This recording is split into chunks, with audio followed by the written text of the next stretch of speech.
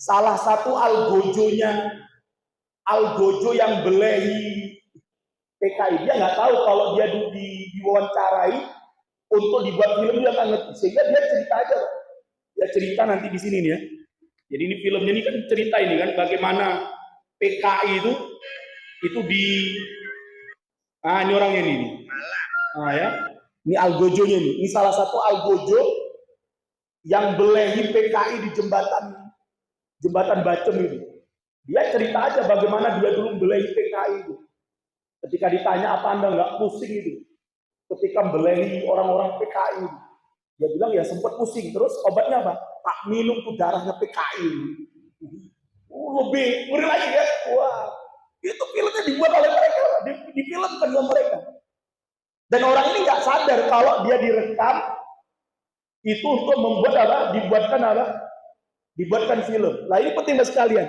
Sehingga akhirnya anak-anak kita yang nggak ngerti sejarah PKI, artinya apa? Muncul di mindset kepalanya. Bahwasanya apa? PKI itu bukan pelaku tapi apa? Korban. PKI itu bukan membantai tapi dibantai. Ini yang harus kita perhatikan.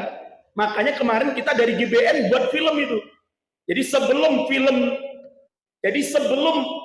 PKI itu dieksekusi di jembatan Bacem, Mbak, sekitar bulan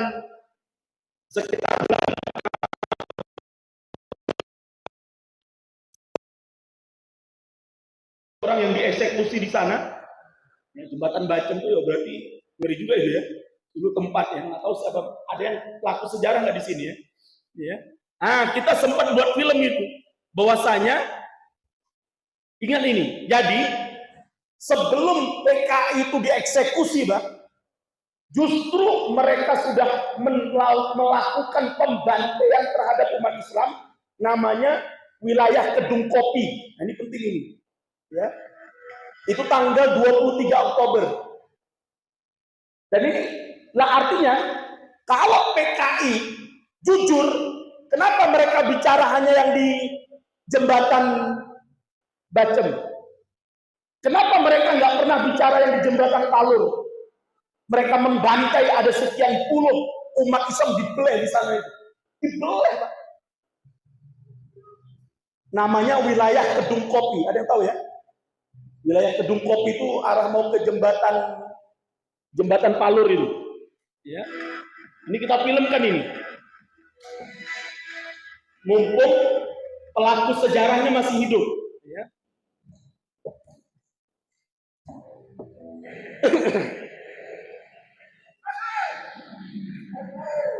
Ya, jadi ini ada Pak Usman Amiruddin, ini sebagai salah satu daripada narasumber. Ini juga ada. Nanti di sini nih. Ini Pak Muhammad Sungkar ini ya.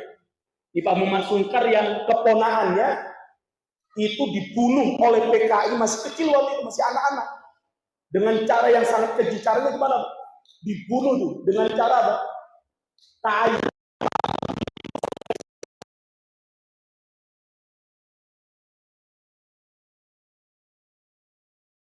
PKI ditaruh di mulut. Itu jahatnya PKI tanggal 23 Oktober 1965. Lah anehnya sekarang pemerintah malah minta maaf sama PKI. Padahal PKI nggak pernah minta maaf terhadap umat Islam yang mereka bantai, mereka bunuh. Kenapa kemudian kita minta maaf sama PKI? Sedangkan mereka nggak pernah minta maaf atas pembantaian, pembunuhan, penyiksaan 6 jenderal sama 1 polisi di Lubang Buaya. Apa pernah PKI minta maaf? Tiba-tiba malah pemerintah Indonesia minta maaf sama PKI. Lah ini pemerintahnya PKI atau sekarang ini? Ini di wilayah Kedung Kopinya itu ada. Ini kita ke sungainya nih ya. Jadi ada monumennya di situ tuh. Ya, ada monumennya. dunia ya. berikanlah orang yang kenal kepada mereka tidak. Nah, ini dia nih. Nah, ini monumennya nih. Lah monumen ini ketika kemarin mau dibuatlah apa namanya istilahnya itu apa itu? Karena sering banjir sungai ini kan. Kemudian sama pemerintah kota Solo kan dikasih tanggung kan.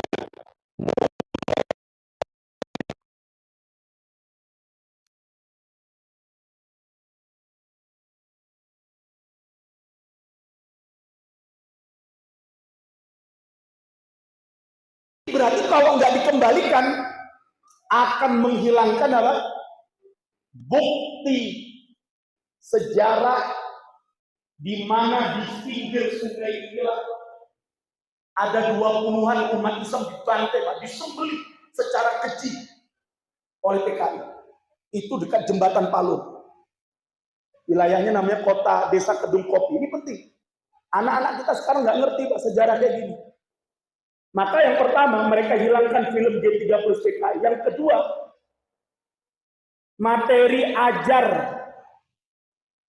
ya materi ajar tentang PKI dihilangkan dari kurikulum pendidikan yang ada di negara kita hari ini. Ya, jadi sekarang bagaimana kejahatan PKI, kebiadaban PKI, bagaimana penculikan sebagainya, itu anak-anak kita yang belajar di sekolah-sekolah hari ini, Pak, tidak lagi ngerti. Anak saya itu udah SMP kelas 2 yang kecil itu. Saya tanya sama anak saya, ada kamu diajarkan materi tentang bahaya PKI? Anak saya bingung. PKI itu apa, Bi? Nggak ngerti, Pak. Sudah dihapus tuh kurikulum tentang kebiadaban PKI dari kurikulum pendidikan kita. Apalagi yang sekarang ada kurikulum merdeka ini. Coba jenengan cek buku-buku sejarah anak jenengan itu. Masih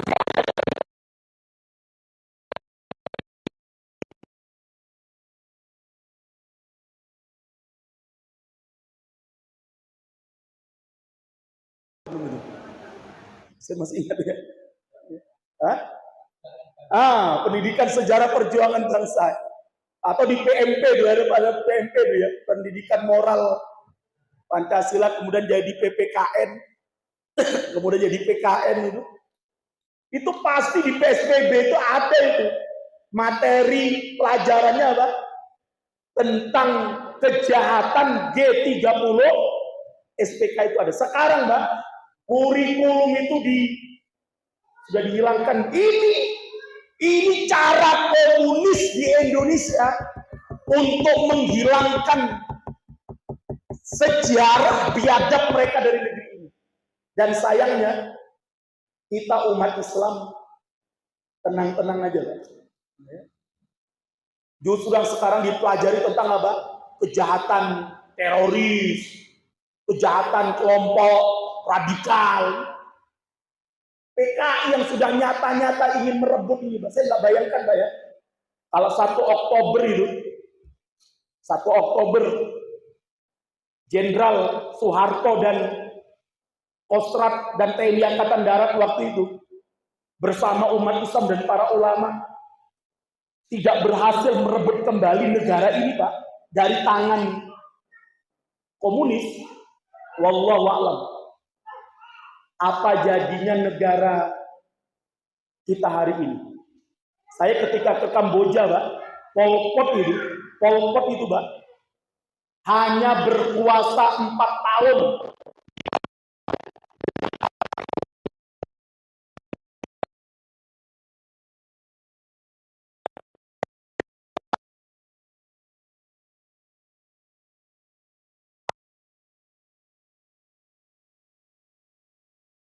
Hancur itu Pol Pot itu, dan akhirnya kembali Kamboja ke sebagaimana negara asalnya, yaitu berasaskan kepada kerajaan yang sifatnya ada demokrasi dan sebagainya. 4 tahun, Mbak, Pol Pot berkuasa di Kamboja dengan partai komunisnya itu. Berapa orang yang dia bunuh? 3 juta orang, Mbak.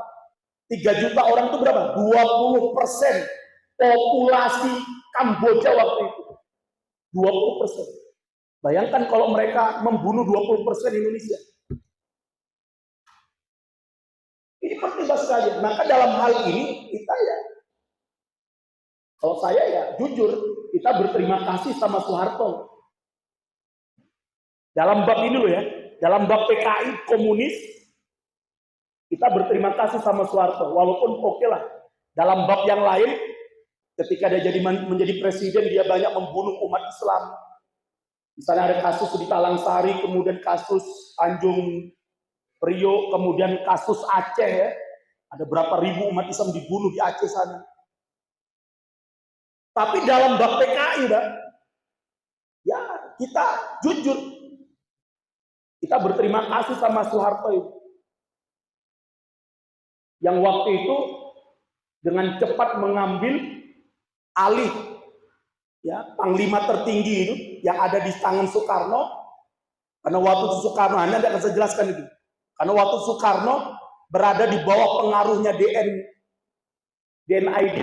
Maka kemarin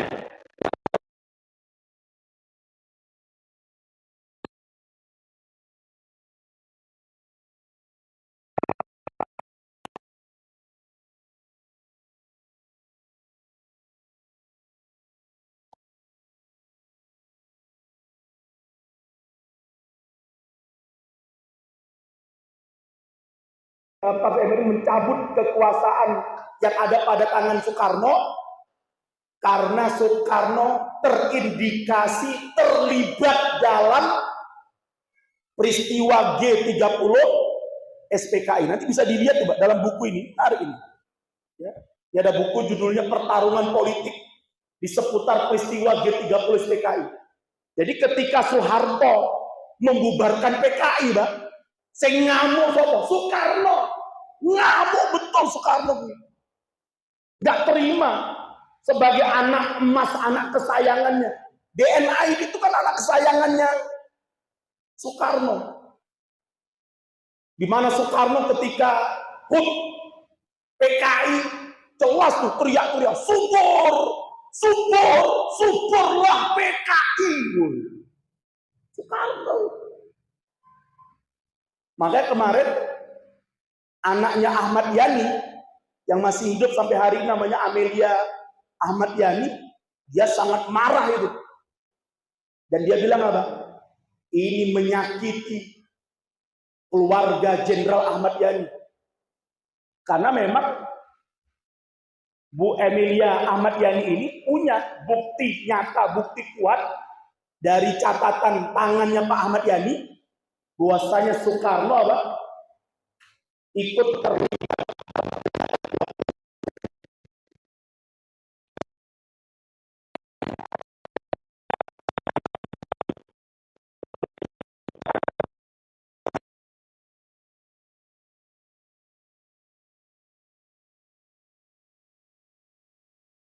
Kalau memang Soekarno terlibat G30 SPKI, kenapa dia nggak pernah dihukum? Kenapa dia nggak pernah diadili?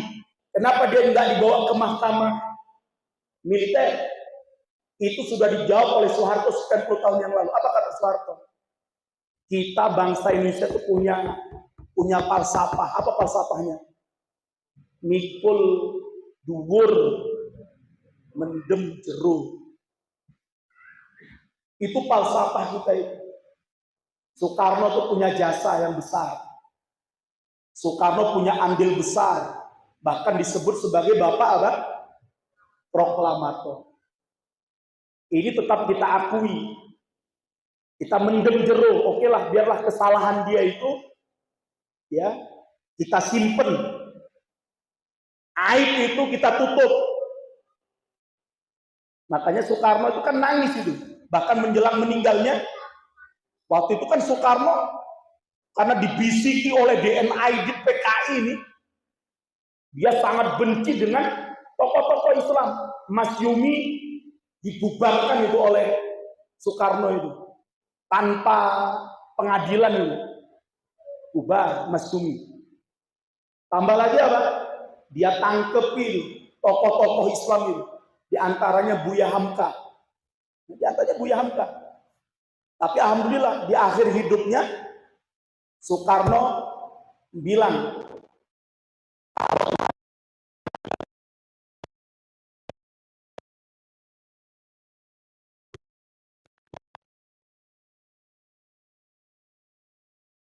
Buya Hamka. Itu di akhir hidupnya Soekarno. Akhirnya ketika nanti Soekarno meninggal, Buya Hamka yang masih berada di penjara politiknya Soekarno ini dikeluarkan dan akhirnya apa? Menyolatkan jenazahnya nanti dia menyolatkan jenazahnya Soekarno ini. Lah maka Bapak sekalian mudah-mudahan dimuliakan oleh Allah. Ini penting ya untuk kita perhatikan. Dan masih banyak Pak film yang mereka buat ini. Ada namanya film judulnya ada film judulnya ini film namanya The Acts of Killing ini ya. Ini juga ada nama judul filmnya Jagal ya. Nah, ini film Jagal ini. Wah, ini menceritakan bagaimana ini orang-orang PKI ini. Ya, ini orang-orang ex-PKI ini bagaimana dulu menceritakan orang-orang PKI itu dibunuh itu secara keji. Ini mereka buat filmnya ini. Sehingga kalau orang nonton film ini, mereka akan kemudian ada mindset di kepala, oh ternyata PKI itu korban, bukan dibunuh, bukan sebagai pelaku ya. Kemudian ada lagi nanti, ini ada film ini. Ada film Senyap namanya. Jadi ada film Jagal, ada film Senyap. Ini juga sama ini. Mereka memutarbalikkan fakta tentang kejamnya PKI itu. Dan film ini bebas bisa ditonton di YouTube, Pak. Dan sama sekali tidak ada edukasi dari pemerintah ataupun dari aparat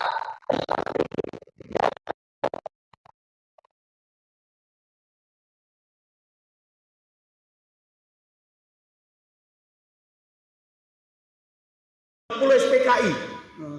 Nama filmnya The Shadow Play namanya. Ini film dibuat oleh mereka untuk membantah film di G30 PKI. Kita masih ingat itu tahun 2019 kalau tidak salah, kita dari GBN meminta kepada seluruh orang untuk nonton film G30 PKI. Anak-anak BEM, Badan Eksekutif Mahasiswa UMS, malah ngajak nonton film ini. Dan akhirnya kalau nggak salah waktu itu sempat Badan Eksekutif Mahasiswa UMS itu divakumkan karena terindikasi pengurus-pengurusnya itu sudah terpengaruh dengan apa? Bayangkan Mbak, ini penting ini. Ya, namanya film The Shadow Play ini. Ya.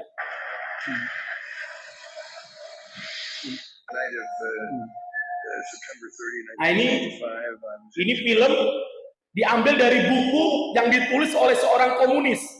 Nama bukunya, ini nama bukunya ini ya. Nama bukunya Dalih Pembunuhan Massal. Jadi film yang tadi itu The Shadow Play itu diambil. Jadi ceritanya itu, cerita film Shadow Play itu diramu dari film ini. Ya. Diramu dari buku ini. Ditulis oleh seorang komunis, namanya John Rosa namanya. Ini orang yang memiliki paham komunis. Dalih Pembunuhan Massal.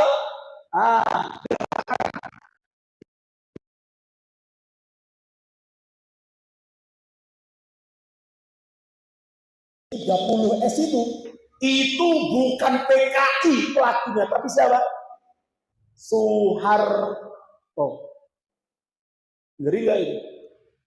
Saya pernah tuh Pak habis ngisi kayak gini tuh, pas ngisi gini, ada orang teriak di luar itu. Pelaku G30S Soeharto, bukan PKI. Nah, itu PKI. Nggak ada insya Allah ya. Baik sekalian yang mudah-mudahan dimuliakan oleh Allah Subhanahu wa taala. Jadi, ini penting untuk kita perhatikan. Yang kedua, setelah peristiwa G30, setelah mereka, ini tadi ya, target mereka tadi apa? Target mereka menghapus jejak sejarah hitam PKI, itu target mereka. Yang kedua, partisipasi aktif legal formal gerakan komunis. Artinya apa? Mereka mulai menyusupkan orang-orang yang pro terhadap mereka atau anak-anak keturunan mereka untuk ikut andil dalam pemerintahan. Maka muncullah tokoh-tokoh mereka. Ini penting ya untuk kita ketahui ini ya. Di antara tokoh-tokohnya komunis ini yang pro ya, orang-orang yang pro terhadap PKI ini. Nah, ini dengan bisa lihat nih ya. Salah satunya nah ini ya. Ini orangnya ini ya. Yang pertama ini nih. Nah, ya.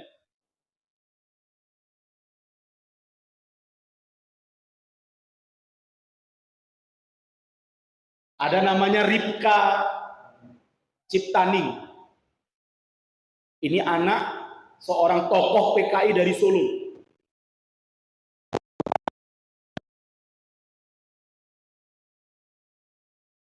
Imam Sujatmiko yang sekian belas tahun dia nebeng di PDIP, sekarang mereka bagi-bagi tugas. Sekarang Budiman Sujatmiko ini loncat dari PDIP kemana? Ke Gerindra. Makanya Pak, kita belum bisa berharap lebih. Indonesia 5 tahun ke depan dipimpin oleh Prabowo ini bisa lebih baik. Walaupun tetap kita berdoa kepada Allah. Tapi kayaknya berat. Kenapa? Budiman Sujatmiko udah loncat ini. Kemana? Nah, pertanyaannya, apa misi dia loncat ke Gerindra?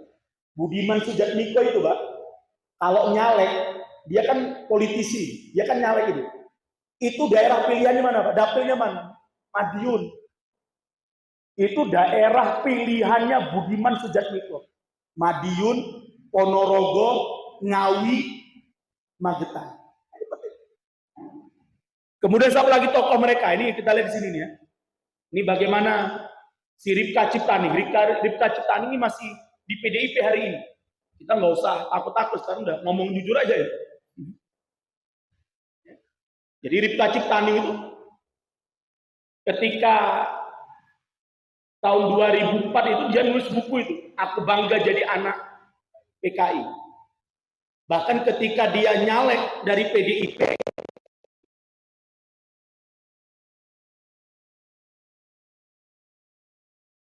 judul apa? Anak PKI masuk parlemen. Kemudian satu lagi tokoh mereka yang sekarang masuk di parlemen itu. Nah, ini mungkin jenengan bisa tahu ini orangnya ini. Ini orangnya. Kalau ini juga ngeri juga ini orangnya ini, Brewo ini ya. Si Surya Paloh ini dia pakai topinya Mao Zedong itu. Nah, di antara tokoh mereka ini nih. Mungkin banyak yang belum tahu. Namanya Rike Diah Pitaloka. Ya kalau main film namanya Oneng. Itu orangnya mereka, Pak. Ngeri. Nah, kalau mau lebih ngeri lagi, sampai saya deg-degan juga itu. Ketika saya diberi data oleh Badan Intelijen Strategi Angkatan Darat itu. Nah, ini yang tahu pastinya ya, bapak-bapak di TNI Angkatan Darat lagi. Ini data yang dari mereka ini. Pak jangan lihat di data-data ini. Ada Agus Wijoyo, Gubernur Remhanas. Ada Nur Syahbani, Todung, tokoh-tokoh elit pendukung perjuangan PKI. Ada Tudung Mulia Lubis, ada Haryati, ada disebutkan di sini Soekarwo, Risma, Seno,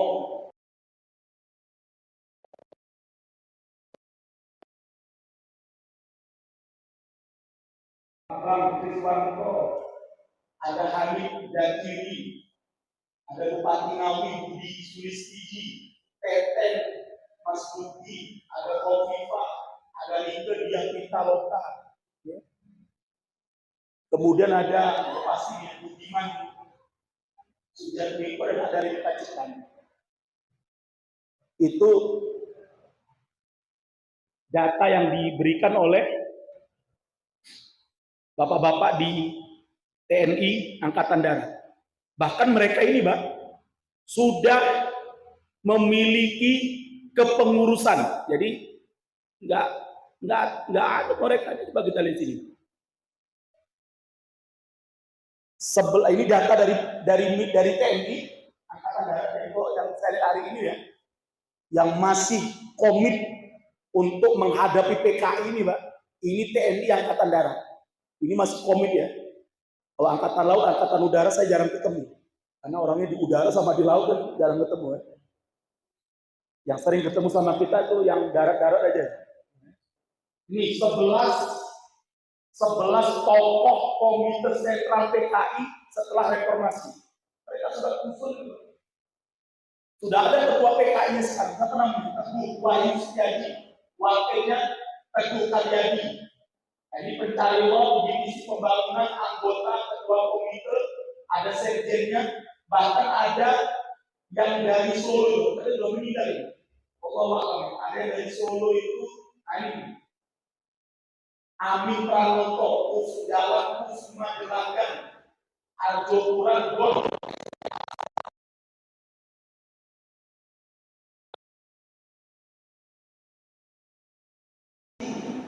Jalan Raya Imangun Sarpolo, Jalan Galmataram RT Komnas 10, Jalan Imangun Sarpolo, Ajang sini. Ini pengurusnya ini pengurus Komite Sentral Komunis setelah reformasi. Sudah lengkap ini. Untuk Sumatera, Jawa, Bali, NTB, Kalimantan, Sulawesi, Maluku, Papua. Ketuanya siapa? Di ketuanya kalau dulu di NID, di atasnya dulu ada si Muso, dulu sebelumnya juga ada Semaun gitu ya. Sekarang namanya Wahyu Setiaji. Wakilnya namanya Teguh Karyadi. Kalau di eranya di NID namanya Nyoto itu. Ya. Untuk Jawa Tengah, Pak, itu langsung dipimpin oleh wakil Komite Sentral PKI, nama Teguh Karyadi. Pimpinan-pimpinan mereka mulai Tegal, Brebes, Pemalang, Banyumas, Jogja, Magelang, Solo. Padahal ada habis Maduri, Wonogiri, Boyolali, Klaten, Sragen, Semarang. Di Angkatan Darat sudah lengkap Pak datanya. Sampai saya tanya itu, Pak, kenapa nggak dieksekusi? Belum waktunya, Ustaz.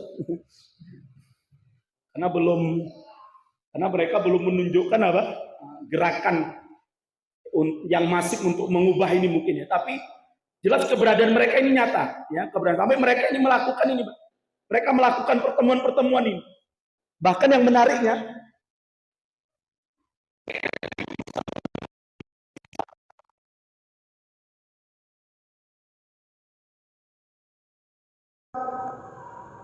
membagikan uang untuk gerakan mereka itu. Di mana itu? Rumah Yadi alias JK, ya. Ketua agitasi dan propaganda PKI Halaman Pengembangan proyek ini ada Mangkun. Lokasi pengambilan uang rumah saudara Ahmad Zeropi, Desa Mujar, Temanggung, Kabupaten Temanggung. Rumahnya kecil, tapi isinya betok. Itu sampai bisa diendus oleh mereka melakukan itu banyak, sampai mereka melakukan pertemuan-pertemuan ya. Nah, ini mereka melakukan pertemuan sampai ada pertemuan kelompok tua. Nah, ini kalau kita lihat di sini ada pertemuan yang mereka lakukan itu. Nah, ini sampai mereka melakukan pertemuan di sini ya. Nah, ini pelaksanaan konferensi nasional Sekber. Jadi mereka salah satu underbow-nya itu ada namanya sekretaris bersama. Ya. Ini pendidikan kader CCPKI. Ini sampai ada yang kemarin, nah ya, Nah, di sini nih, di Sragen ini ya, ini pertemuan orang-orang tua yang dulu mereka bagian dari PKI, sekarang sudah tua, sekarang masuk ke kelompok tua ini ya.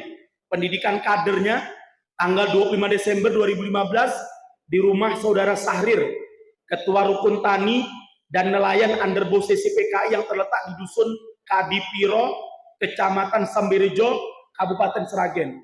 Jadi Pak sekalian, keberadaan mereka itu nyata, ya, bukan sebagai sesuatu yang tidak. Oleh sebab itu Pak sekalian, nah sekarang kita lihat, ya,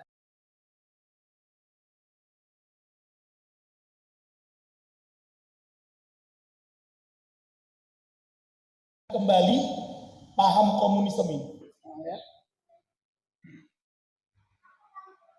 Komunis gaya baru, jadi bahasa mereka sekarang komunis gaya baru, KGB. Seorang tokoh PKI saat bisa menyatakan kita bergerak tanpa bentuk. Tadi sudah saya sebutkan ya. Jadi sekarang mereka tanpa wadah, tanpa bentuk, walaupun mungkin sudah ada tadi itu, mereka sudah buat organisasinya, tapi mungkin itu belum nyata di tengah-tengah masyarakat. Jadi masih underground ya. Nah, sekarang kita lihat di sini nuansa komunis gaya baru di era reformasi. Jadi aromanya itu kelihatan banget, terasa banget. Yang pertama, pasca reformasi mereka mendirikan namanya PRD, Front atau Partai Rakyat Demokratik, yang dipimpin oleh siapa? Budiman Sujatmiko. Ini bukan partai politik, tapi tempat untuk mengkader anak-anak komunis untuk menjadi pemimpin-pemimpin dan kader-kader terbaik mereka di masa yang akan datang. Berarti sudah sejak 2000 ya, berarti sudah 20 tahun mereka mengkader itu.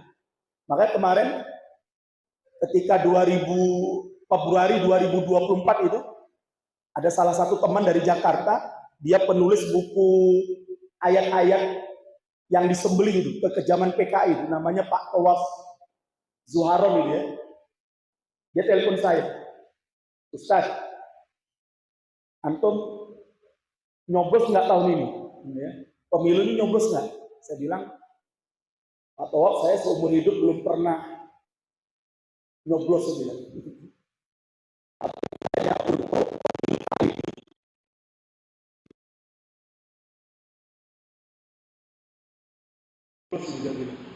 Kalau jenengan, saya tidak akan nyoblos. Nah, kenapa Pak? Saya kalau ceritakan ke jenengan ngeri. Saya bilang ya bocorkanlah, di-spill dikit aja. Dia bilang apa? Tim sukses 3 calon ini Pak, itu semuanya anak-anak kadernya Budiman Sujatmiko. Baik yang di Prabowo maupun yang di Ganjar, termasuk yang ada di timnya Anies Baswedan.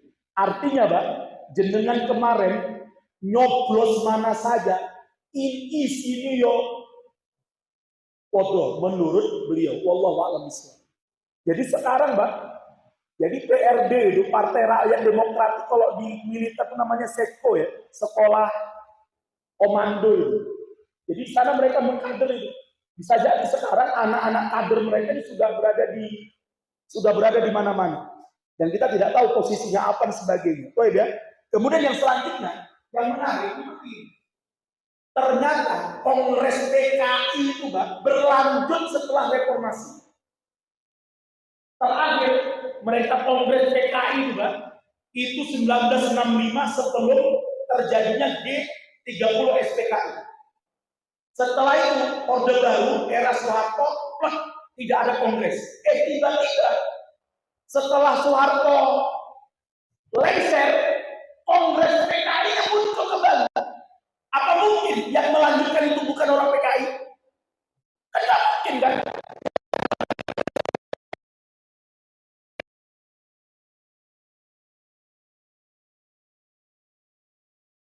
Melanjutkan kongres PKI. Ya PKI. Mereka lanjutkan bulan ke-8 di Sukabumi tahun 2000. Tahun 2006 mereka laksanakan kongres yang ke-9 di Cianjur. Di 2010 mereka laksanakan kongres di Magelang. Yang ke-11 Mereka laksanakan kongres pas bersamaan dengan HUT-nya PKI 23 Mei 2015 di mana di Kendal. Ini bukti nyata bahwa orang-orang komunis itu masih ada. Buktinya apa? Kongres PKI-nya dilanjutkan. Ini penting. Kemudian apa lagi? Rika tahun 2024 yang menyatakan apa dia bilang? Hanya